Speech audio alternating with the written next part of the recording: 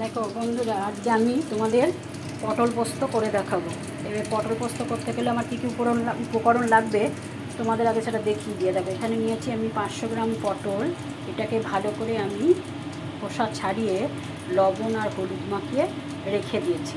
তারপরে এটাতে করতে লাগবে আমার পোস্ত বাটা। এ দেখো, পোস্ত বাটা, কালো জিরে, কাঁচা লঙ্কা, লবণ, আর লাগবে আমার তেল, সর্ষের তেল। এই যে সর্ষের তেল, তাই সর্ষের তেলটা একটু কড়াই গরম করতে দিয়েছি। এবার আমি এই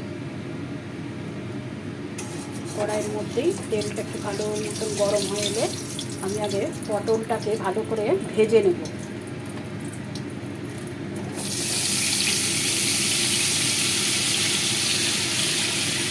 পটলটা আমি ভালো করে লাল লাল করে ভেজে নেব।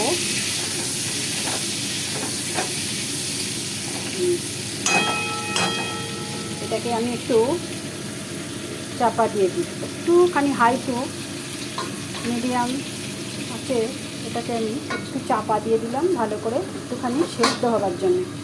এখনকার বর্ষার পটল একটু ভালো করে সেদ্ধ না করলে ভালো হবে না খেতে।